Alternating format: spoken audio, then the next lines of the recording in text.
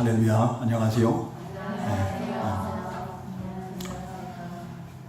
이 자리에 함께 하신 모든 우리 성도님들에게 하나님 아버지와 우리 주 예수 그리스도의 은혜와 평강이 있기를 축원합니다. 오늘 시편 73편 1절에서 28절 말씀을 통해서 우리가 함께 은혜 나눌 하나님 말씀 제목은 28절 상반절에 나오는 것처럼 하나님께 가까이함이 내게 복이라. 하나님께 가까이함이 내게 복이라. 우리 한번 다 같이 해볼까요? 시작. 하나님께 가까이함이 내게 복이라. 이 시를 지은 사람은 그 표제에 나와 있는 것처럼 아삽이죠. 아삽은 다윗 왕과 동시대의 사람입니다. 그리고 성전에서 찬양을 하는 그 일을 맡았던, 오늘날로 말하면은 성가대장 정도 되는 것 같아요. 찬양대장이었죠. 역대상 16장 그 4절 5절에 보면은 그가 레이지파라고 또 이렇게 기록하고 있고, 그 찬양하는 무리들의 우두머리라고 이렇게 기록을 하고 있습니다. 레이지파 하면은 우리 성도님들이 잘 아시죠? 레이지파 하면은 어떤 사람들이에요? 성전에서 하나님의 일만 하는 자들이죠. 하나님께 헌신된 자들이에요. 레이지파들에게는 따로 하나님께서 땅을 기업으로 주시지 않았다는 거예요. 하나님께서 친히 기업이 되어주신다라고 이렇게 약속을 하셨어요. 근데 그런 이 레이지파인데, 이 아삽이 오늘 이 성경 본문 이 73편 또 73편부터 그 83편까지가 다 아삽이 하나님의 감동으로 지은 시예요. 시편 50편도 마찬가지고요. 여러분, 이 모든 성경은 뭘로 됐다고 그랬어요? 하나님의 감동으로 됐다고 그랬어요. 어디에 나와요? 이렇게 물어보면 조금 답변하기 외우시기 바랍니다. 디모데후서 3장 16절이에요. 디모데후서 3장 16절에 모든 성경은 하나님의 감동으로 된 것이니. 자, 그러면 아삽이 지은 이 모든 시도 다 하나님의 감동으로 된 것이겠죠? 그런 것을 보면은 아삽이 얼마나 하나님의 감동을 많이 힘입은 자인가를 알 수가 있어요. 늘 하나님과의 교제 가운데서 하나님이 주시는 감동으로 하나님을 찬양하고 하나님을 경배했던 그런 하나님의 사람이죠. 하나님께 헌신된 그런 사람이에요. 그런 아삽이 하나님의 감동으로 고백을 하는 거예요. 하나님께 가까이함이 내게 복이라 라고 이렇게 고백을 하는 건데요. 이 시간 이 자리에 계신 우리 성도님들도 주시는 말씀을 통해서 하나님께 가까이함이 내게 복이라 라고 이렇게 고백할 수 있는 우리 성도님들 다 되시기 바랍니다. 그러면 왜 아삽이 하나님께 가까이함이 내게 복이라고 이렇게 고백을 했는가? 우리가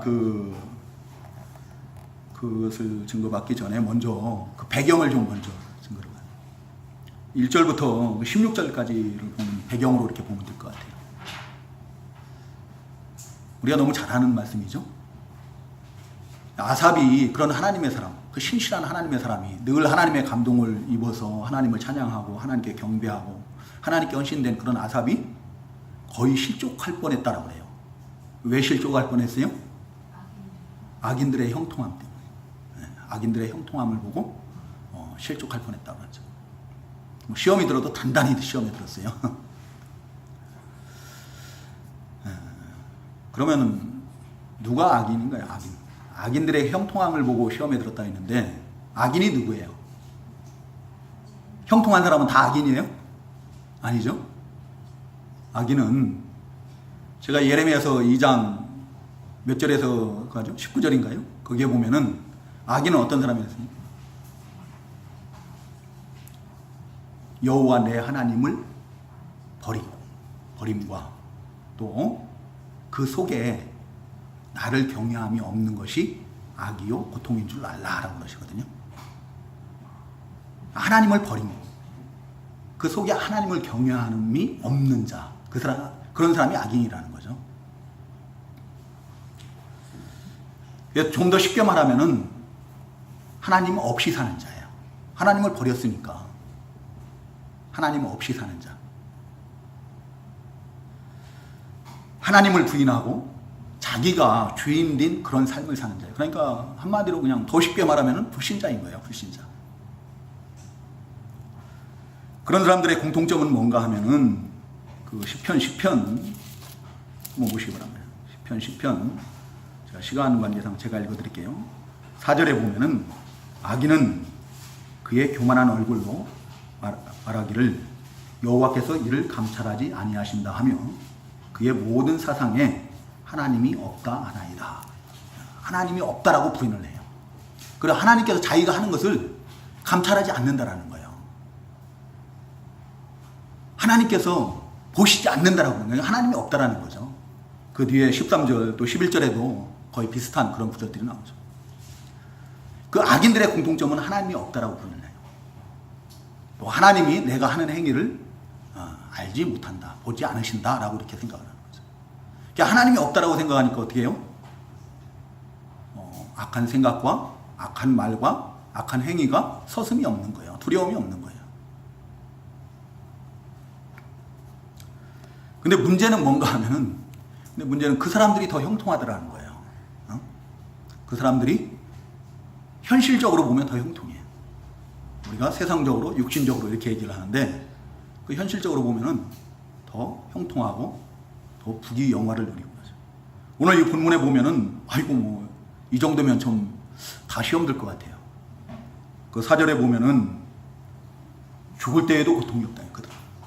죽을 때에도 고통이 없고 힘이 강건하며 또 사람들이 당하는 고난이 그들에게는 없고 재앙도 없고 또 7절에 보면 그들은 살쪘다고 했어요. 우리 성도님들 가운데 살찐 분들 계세요? 이 구절 때문에 시험 들지 마시기 바랍니다. 저도 요즘 살이 자꾸 쪄가지고 좀 찔리긴 하는데 살찌고 또 그 소득은 마음의 소원보다 더 많으면 자기가 원하는 것보다 소득이 막 저절로 막 불어나는 거예요. 12절에 보면은 항상 평안하고 재물은 더욱 불어난도다 그랬어요. 재물은 막 저절로 막 불어나는 거예요. 이 정도 되면 막 부러워할 만하지 않아요? 근데 그들의 삶의 모습을 보면은 그 6절에 보면은 뭐라고 생각하고 있습니까? 그러므로 교만이 그들의 목걸이요 강포가 그들의 옷이며 그들은 늘 교만과 강포를 일상생활과 같이 여긴다라는 거예요. 옷 입고 다니는 것처럼 그 무슨 폐물 같은 거 하고 다니는 것처럼 교만을 자랑 삼고 또 강포를 늘 일상 가운데 생하는 그런 자들인 거죠. 8절에 보면은 그들은 능욕하며 악하게 말하며 높은 데서 거만하게 말하며 그들의 입은 하늘에 두고 그들의 혀는 땅에 두루 다니도다. 하나님의 의를 지키며 살려고 하는 하나님의 백성들에게 의도적으로 비웃고 조롱하고 마치 자신들의 그 형통함이 또 누리는 그 부귀영화가 의로운 사람들보다 자기가 더 우월하다는 것을 입증하는 것이냐, 그것을 앞세워서 의인들이 자기보다 더 못하다라고 이렇게 여기고 그들을 갖다가 비방하고 조롱하고 그런다는 얘기예요. 그러니까 어떡합니까? 하나님께 나왔던 하나님의 백성들이 그것을 부러워하고 또 그래서 그들의 편에 서게 되고 또 그들의 악에 동참하게 되는 거예요. 그리고 그러한 악에 동참을 하면서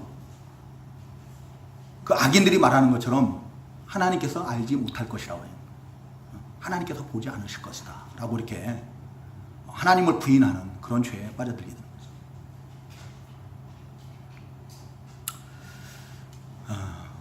우리 성도님들은 그렇게 생각하지 않나요? 그런 생각을 가질 때가 없어요?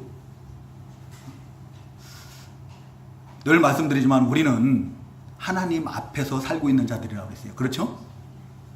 우리 하나님은 어디 계세요? 하나님은 천지에 충만하신 분이라고 했죠. 안 계신 곳이 없으세요. 천지에 충만하신 그런 하나님이신데 우리는 늘 하나님 앞에서 살고 있거든요. 근데 마치 우리 하나님이 안 계신 것처럼 하나님께서 나의 모든 행동을 안 보실 것이라고 이렇게 생각하고 하나님을 전혀 인식하지 못하고 살 때가 참 많죠. 오늘날 교회 가운데도 이제 이러한 어떤 좀 사상들이 들어왔다라고 보면 맞을 것 같아요. 그래서 오늘날 한국 교회가 그 외적인 어떤 부흥, 숫자적인 그런 부흥을 위해서 강단에서 하나님의 말씀들이 자꾸 줄어들고 있죠. 우리 성도님들 부흥한 교회들, 큰 교회들 그 목사님들 설교하시는 거 보면 몇 분 설교하십니까? 네? 40분 이상 하시는 분들 계세요? 주일 예배 시간에? 주일 오전 예배 이 시간에? 40분 이상 하시는 분들은 안 계세요. 5,000명 이상 되는 교회들의 목사님들 설교를 들어보면요, 대부분이 20분에서 30분 사이에요. 하나님의 말씀 선포의 시간들이 점점 줄어들고 있고, 그 시간을 뭘로 채우고 있는가 하면은 사람들이 기뻐하는 것, 사람들이 즐거워하는 것, 그런 것으로 대신하고 있는 거예요.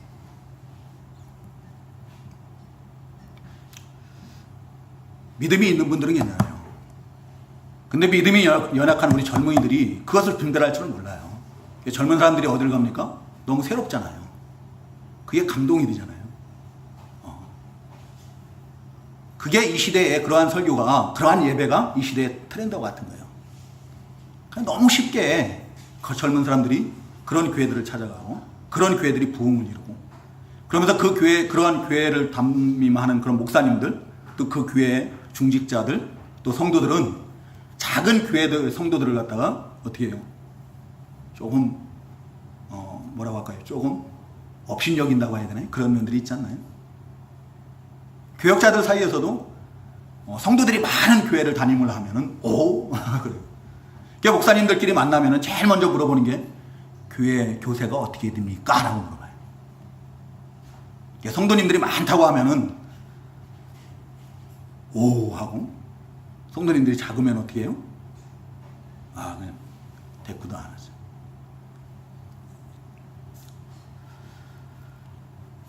그분들은 뭐라고 합니까?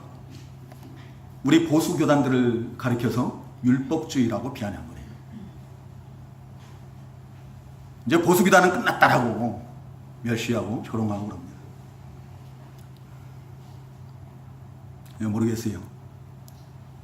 아삽이 그 뒤에 보면 그래서 내 마음을 깨끗하게 하면 내 손을 씻어 무지하다 한 것이 실로 헛되도다 라고 합니다. 주의 종들도 그런 것을 볼 때 많이 흔들리죠. 많이 흔들려요. 과연 내가 지금 이렇게 사역을 하는 것이 맞는가라고 생각할 때가 많아요. 흔들릴 때가 많습니다.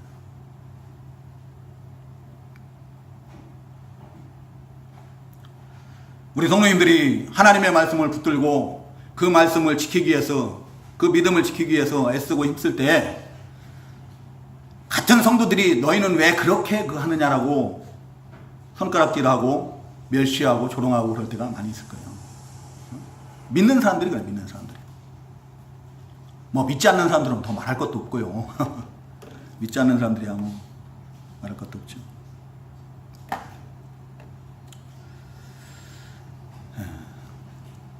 그로 인해서 그게 큰 어떤 상처가 되고 또 아픔이 되고 고통이 되고 그럴 때가 많습니다.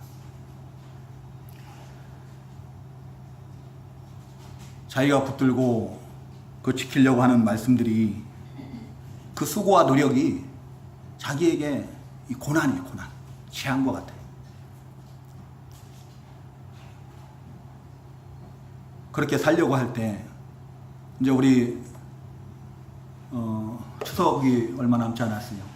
며칠 후면 추석인데, 추석 때 추도 예배 드리지 마십시오 라고 하면은 우리나라 대부분의 교회들은 다 추도 예배를 아예 그 양식까지 딱 줘가지고 추도 예배를 드리도록 해요.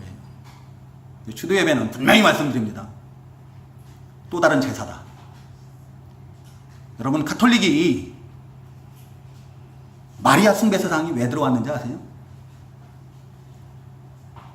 그 콘스탄틴 그 황제 때에 그 로마 제국 그 콘스탄틴 황제가 그 기독교를 인정을 하거든요. 인정을 하는데 그 대신 뭐를 받아들이는가 하면은 자기 정치적인 야욕 때문에 바벨론의 여신을 숭배하는 것을 받아들여요. 그것 때문에 마리아를 숭배하는 거예요. 그 성당에 가면은 그 어떤 뭐 성화라고 하나요? 뭐 그런 거에 보면 뒤에 이렇게 동그랗게 무슨 뭐 이런 거 있죠? 에? 그 태양 마냥 이렇게 로마의 태양신 그것을 접목시킨 거예요. 카톨릭 로마 카톨릭은 진정한 의미에서 기독교가 아니다. 혼합 종교예요. 혼합 종교. 자, 그러면 우리가 지금까지 지내왔던 그 조상들에게 제사하는 그것을 가지고 예배로 바꿔서 그 추도 예배를 드린다고 하면 그게 온전한 예배입니까? 아니요. 예배는 오직 하나님께만 드리는 거거든요. 우리 주님께만 드리는 거예요. 근데 조상들의 음덕을 기리고 추모하고 그러면서 무슨 하나님께 예배를 드린다. 이것은 제사를 자기들이 핍박받기 싫으니까 변형시킨 거예요. 예배로 바꿔버린 거예요. 근데 이런 얘기를 하면은 우리 보고 율법주의자라고 그러는 거죠. 이런 교회들은 안 나오는 거예요. 싫어요.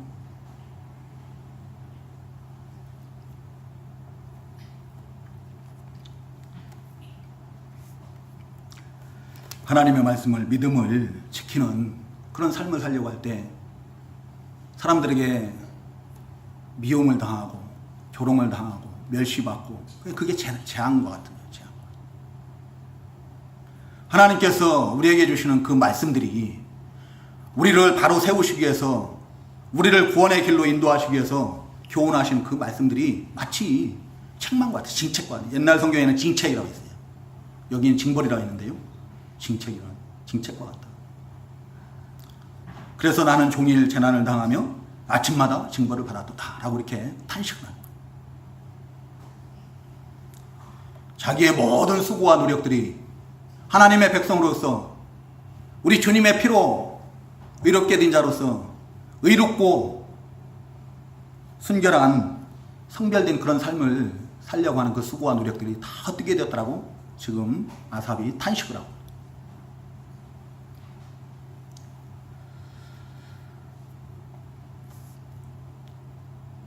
그래도 감사한 게 아삽은 어떻게 해요?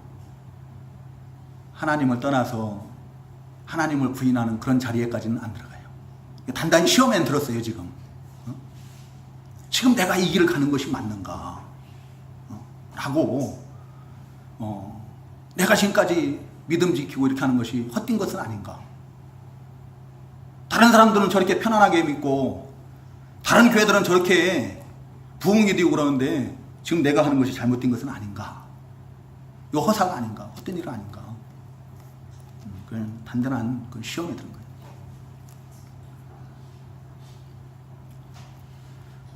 만약에 아삽이 완전 시험에 들어가지고 하나님을 떠나서 그 악인들의 길에 동참을 하고 하나님을 부인하는 그런 죄를 범하였다고 하면은 자기로 인하여서 더 많은 하나님의 자녀들이, 하나님의 백성들이 죄악에 빠지는 그런 죄를 범게 되었을 것이다라고 그래요. 그 악인들의 형통함을 보고 아삽은 이해할 수가 없는 거예요.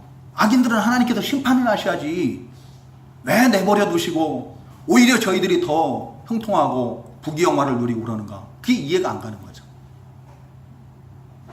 그것 때문에 심적으로 갈등을 하고 고통을 받고 그러는 거예요. 그러다가 이제 결국에는 답을 찾게 돼요. 답을. 그냥 계속 갈등만 하고 시험 들고 낙심하고 실족하는 게 아니라 하나님께서 깨달음을 주십니다. 언제 깨달음을 주셨는가 하면은 17절 한번 다 같이 읽어보겠습니다. 시작. 하나님의 성소에 들어갈 때에야 그들의 종말을 내가 깨달았나이다. 18절 19절도 같이 읽겠습니다. 시작. 주께서 참으로 그들을 미끄러운 곳에 두시며 판별에 던지시니 그들이 어찌하여 그리 갑자기 황폐되었는가. 놀랄 정도로 그들은 전멸하였나이다. 아멘. 네. 성소에 들어갈 때 그 악인들의 종말, 결국을 깨달았다는 거죠. 그 결국은 뭐예요? 파멸이에요. 파멸. 파멸. 왜 하나님께서는 그 악인들을 그렇게 악을 행하는데, 하나님을 거역하고 하나님을 부인하고 하나님의 백성들을 조롱하고 멸시하고 대적하는데 왜 그들을 내버려 두시는가? 내버려 두실 뿐만 아니라 오히려 더 형통하게 하고 부귀영화를 누리게 하고 그런단 말이죠. 이해를 못했었죠. 근데 그 아삽이 성소에 들어갔을 때 그들의 그 결국을 깨달은 그것이 바로 파멸이라는 거예요. 하나님께서 그들을 내버려 두시는 이유는 바로 파멸로 지금 인도하시고 있는 거예요. 그들의 죄악이 관영할 때까지 하나님께서는 내버려 두시는 거죠. 자, 이스라엘 백성들이요, 아브라함의 그 자손들이 하나님께서 약속하신 그 땅을 떠나서 애굽으로 가죠. 근데 왜 애굽으로 가게 하시는 거예요?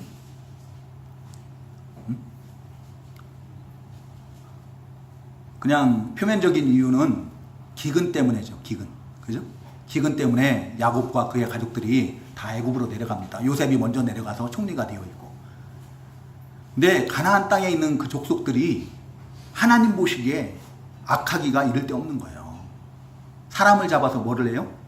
제사를 드려요. 인신제사를 드리는 거예요.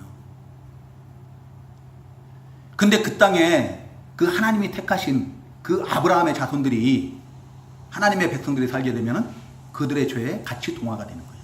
그래서 그들을 옮기시는 거예요. 애굽으로 피난을 시키는 거예요. 그리고 그들의 죄가 관영할 때까지 기다렸다가 400년 후에 하나님께서 말씀하셨잖아요. 그 오랜 후에 다시금 그들을 이 땅으로 들어오게 해서 그들을 통해서 이 땅 족속들을 다 심판하시고 멸하실 거라고 말씀. 그때까지 기다리시는 거예요. 마찬가지예요.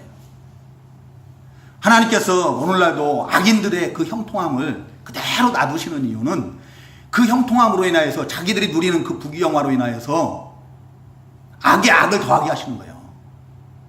죄악이 관영할 때까지 하나님께서 내버려 두시는 거예요. 지금 그들을 하나님께서는 파멸에 던지시기 위해서 준비한 그 파멸의 길로 인도하시는 거죠. 그것을 아삽이 성소에 들어갔을 때 깨달은 거예요.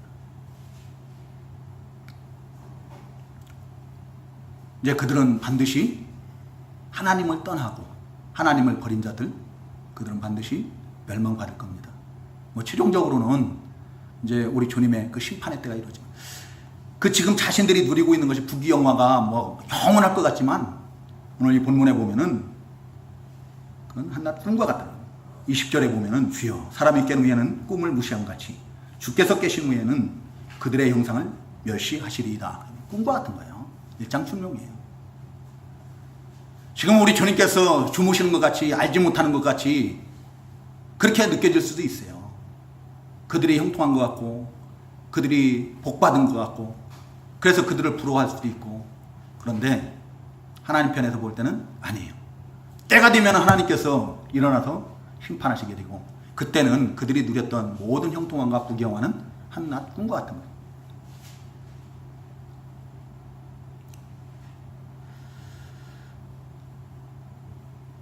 이 17절에 보면 무릇 주를 멀리하는 자는 망하리니 음녀같이 주를 떠난 자를 주께서 다 멸하셨나이다. 다 멸하셨.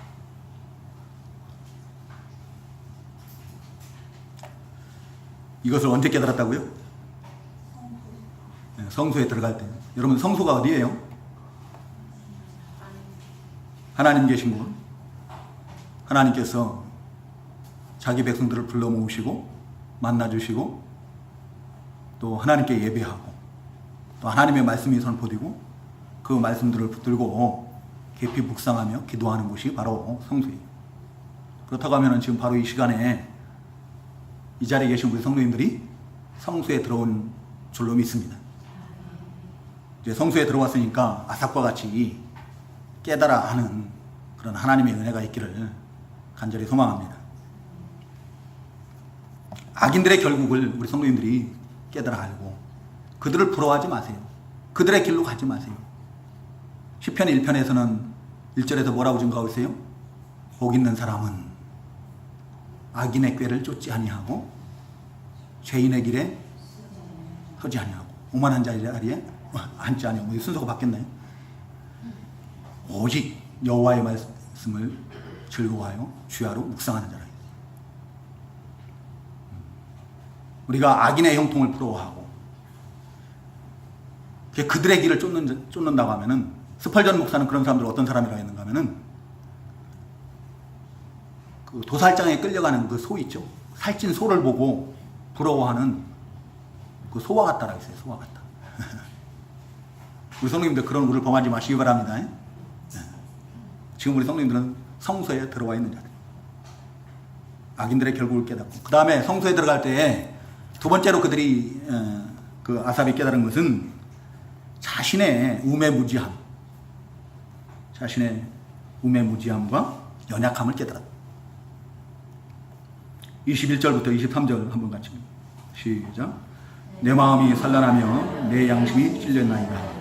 내가 이같이 우매무지함으로 주 앞에 짐승이 오나 내가 항상 주와 함께하니 주께서 내 오른손을 붙으셨나이다.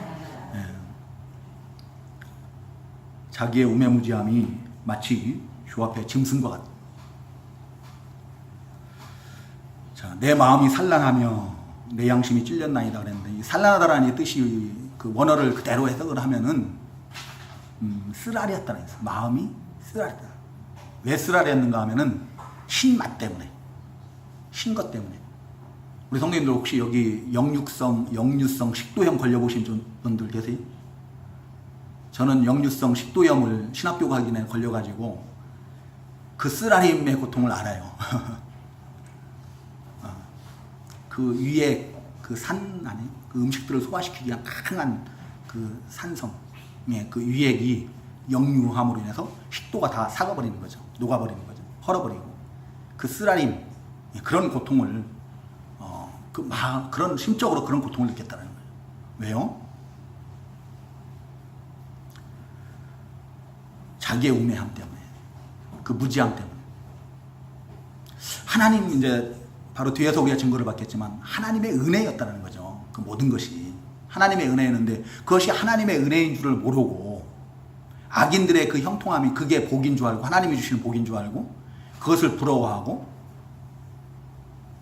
자기가 믿음 지키기 위해 당하는 그 고난들, 그런 것들을 재앙으로 생각을 하고 원망하고 불평하고 그랬던 것. 그것으로 인해서 자기의 그 무지함, 우매하고 무지함이 깨달아지고, 그것으로 인해서 마음이 산란케 되고 또 양심에 찔림을 받았다는 거예요. 자기의 그 26절에 보면, 상반절에 보면 내 육체와 마음은 쇠약하다. 자기가 연약함을 깨달은 거예요. 몸뿐만 아니라 영적으로도 연약함을 깨달은 거예요. 우리가 이런 것을, 자기의 부족함을 깨닫는 것이 하나님의 은혜인 줄로 믿습니다. 자기의 연약함을, 우매하고 무지함을 깨달아야 어떻게 해요? 전지전능하신 하나님을 더 찾고 의지하고 하나님께 매달리고 하나님의 인도를 받고 하나님의 능력을 힘입어서 살 수가 있는 거예요. 그러니까 하나님의 은혜인 거예요. 우리가 하나님을 발견하게 되면 반드시 하나님 앞에 내가 드러나게 돼 있어요. 내가 하나님 앞에 얼마나 무가치한 존재인지, 얼마나 연약한 존재인지. 우리 성도님들도 다 아시는 것처럼 제가 암을 이 몸속에 몇 년을 키웠어요? 2년을 키웠어요. 2년을. 그 뭐라고 그랬죠? 병원에서는 처음에? 예? 위 12지장 궤양이라고 그래가지고 이 작은 동네 병원에서 위 12지장 궤양이라고 그래가지고 그런 줄만 알고 암인 줄도 모르고 2년 동안을 키웠죠. 그렇게 무지한, 저뿐만 아니에요. 제가 극동방송 그 간증을 어떤 충남대학교 의대 교수가 간증하는 것을 들었는데, 그분은 암 말기였어요. 말기. 의대 교수인데 암 말기요. 그 부인이 아주 믿음이 좋은 분이에요. 같이 신앙생활하자고 그렇게 권면을 해도 아이고 자기는 믿을 게 뭐예요? 과학이나 믿고 의술 믿고 의학 같은 거 믿고 자기 지식을 믿고 자기 주먹을 믿는다고 하는 사람, 하나님을 절대 안 믿어요. 그렇게 부인했던 사람이 의사라고 하는 자가, 의학 박사라고 하는 자가, 그래도 대학교 교수인데, 의대 교수인데 자기 몸 안에 암세포가 다 자라가지고 더 이상 자랄 데가 없을 때까지 그걸 모르고 있었다. 그게 우리 인생들의 연약함이고 무지함이에요. 내일 일이 어떠한지 우리 모르는, 한 치 앞도 모르는 게 우리들입니다. 근데 우리는 내가 모든 것을 할 수 있다라고 생각을 해요.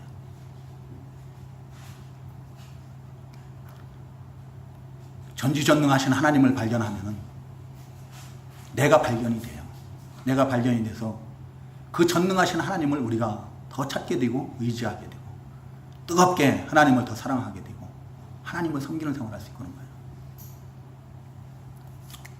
그게 은혜인 거예요.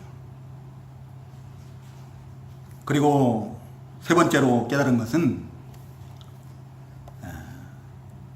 하나님께서 자신에게 베풀어 주신 그 은혜를 깨달은 거예요. 23절에 보면 내가 항상 주와 함께하니 주께서 내 오른손을 붙드셨나이다. 이 말은 무슨 말씀인가 하면은 24절에도 주의 교훈으로 나를 인도하시고 후에는 영광으로 나를 영접하시리니, 앞에서 그 14절에 보면은 나는 종일 재앙을 당하며 아침마다 징벌을 받았도다 그랬죠. 자신이 그 재앙으로 여겼던 것들, 믿음 지키기 위해서 멸시받고 조롱받고 핍박받고 그랬던 모든 재앙들, 그런 것들이 또 하나님의 말씀, 그 책망의 말씀, 그 교훈의 말씀, 이런 말씀들을 듣는 것이 자기에게 징표로 느껴졌는 건데, 이제 그러한 것들이 자기를 그 파멸의 길에 빠지지 않게 하는, 그래서 하나님께서 붙들어 주신 그런 은혜가 되었다라는 거예요. 그 전에는 그게 나에게 재앙 같았고 나에게 징벌과 같고 그랬는데, 하나님의 성소에 들어가서 보니까 그것이 자신을 파멸에 빠지지 않도록 붙들어 주시는 하나님의 은혜였다라는 거예요.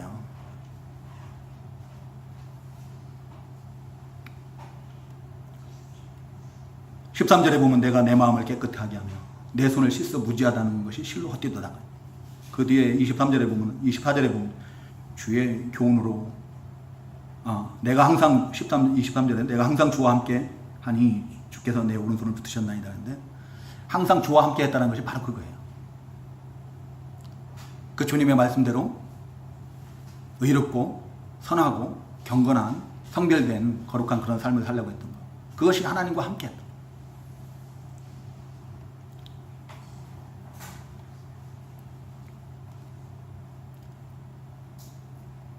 그것이 결국에는 하나님께서 나를 붙들어 주시는 것인 거예요. 나를 파멸이 아닌 오히려 영광스러운 길로 인도하는 그 교훈이 되었다는 거예요. 우리 성도님들, 우리가 믿음 지키기 위해서 당하는 고난들이 있습니까? 우리 성도님들?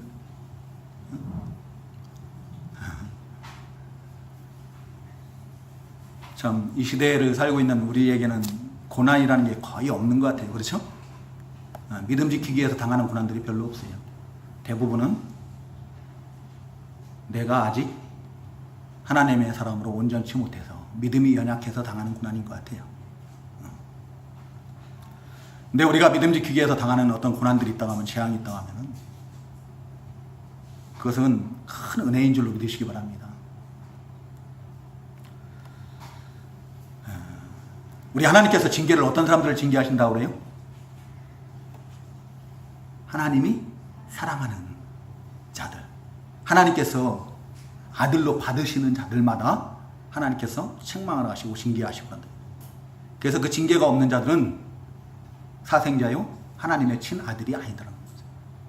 우리가 믿음 지키기 위해서 어떤 받는 그런 징계와 같은 징책이 있고 또 재앙이 있고 그렇다고 하면, 고난이 따르고 그런다면은 내가 세상에 속한 자가 아니고 우리 주님께 속한 하나님의 자녀인 줄로 믿으시기 바랍니다.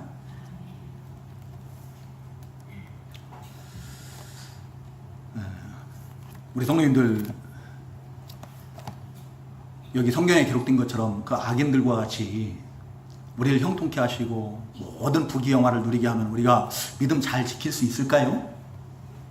정말로 하나님을 더 찾고 의지하고 하나님만으로 즐거워하고 기뻐하고 만족하고 하나님을 더 헌신적으로 섬기고 그런 삶을 살 수 있을까요?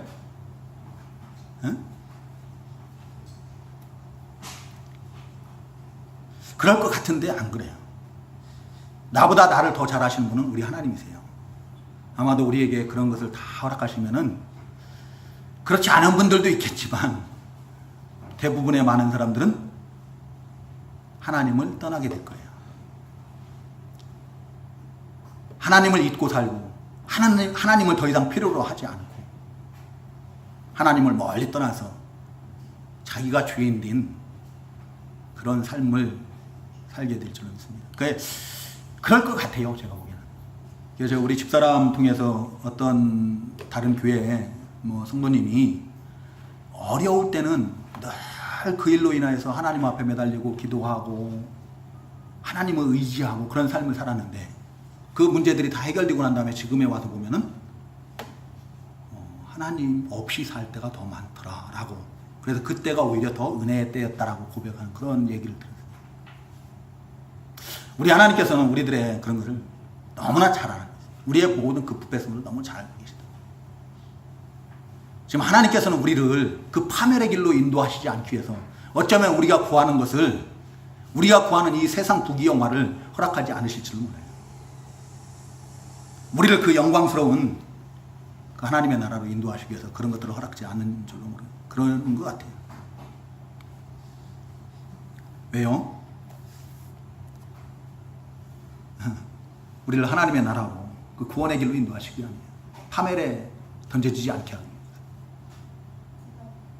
우리 주님의 피로 값주고 산 하나님의 소유된 백성들이기 때문에 하나님의 자녀들이기 때문에 그 파멸로 빠지지 않게 하기 위해서 파멸에 던져지지 않기 위해서 그 영광스러운 우리 주님의 나라로 인도하시기 위해서 우리가 욕심으로 구하는 것들을 허락지 않는 줄로 믿습니다. 그게 지금 우리 하나님께서 우리를 지켜주시는 거예요. 그게 은혜인 거예요. 근데 아삽은 그것을 깨달은 거예요. 이제 성소에 들어갔을 때. 자, 아삽이 성소에 들어갔을 때 세 가지를 깨달아요. 그렇죠? 악인의 결국을 깨닫고 그 다음에 자기의 우매무지함과 연약함을 깨닫고 세 번째는 뭐예요? 하나님의 은혜. 하나님의 은혜를 깨닫고 나는데 이 자리에 계신 우리 성도님들도 오늘 이 시간에 이 주신 말씀을 통해서 그러한 은혜들을 좀 깨달았으면 좋겠어요. 결론적으로 하나님께서 그 아삽은 자기가 당했던 고난 그리고 자기가 실족할 뻔했던 것이 그 원인이 하나님께 있는 것이 아니라 누구에게 있는 거예요? 자기에게 있다는 것을 자기가 하나님을 가까이 하지 않았기 때문이라는 것을 깨달은 거예요. 하나님 그 자체, 하나님보다 하나님께서 주시는 어떤 세상의 그 부귀영화 이런 것들을 더 기대하고 더 소망하고 그것들을 더 바라보고 그랬던 거예요.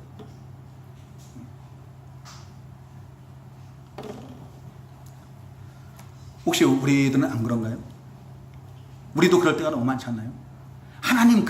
하나님만으로 우리가 만족을 해야 하는데 하나님으로 기뻐하고 즐거워야 되는데 그게 아니라 하나님께서 우리에게 주실 복들을 기대하고 그 부귀영화를 형통함을 기대하고 그것이 내 원대로 되지 않음으로 인해서 실족할 뻔하고 시험에 들고 그러진 않느냐는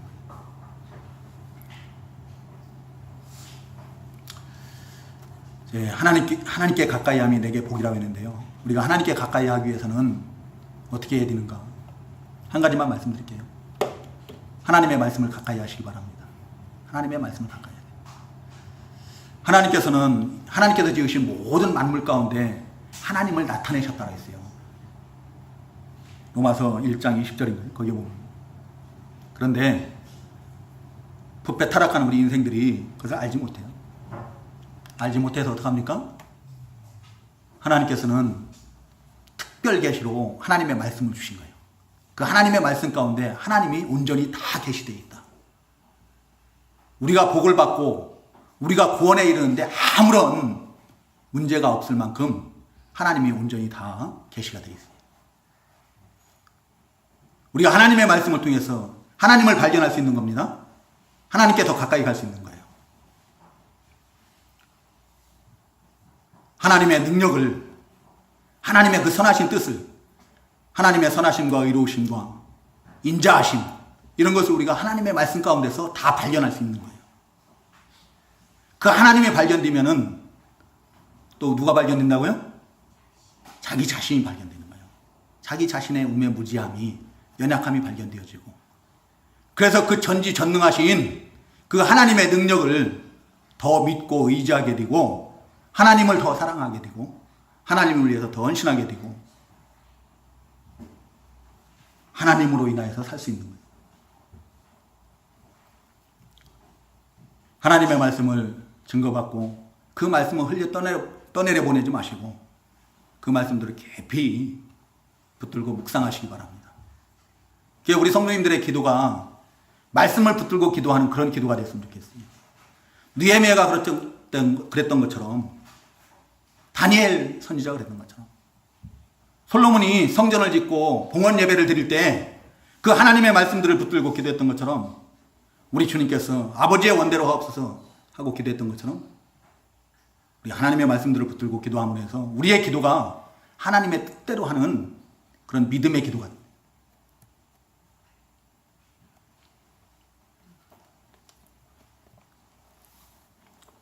그 믿음의 기도가 하나님께 다 상달되어지고, 그래서 그 하나님의 선하신 뜻 안에서 우리 성도님들의 모든 기도의 소원들이 다 이루어지는 그런 역사가 있기를 주님의 이름으로 축원합니다. 시간이 많이 지났습니다. 다시 기도하겠습니다.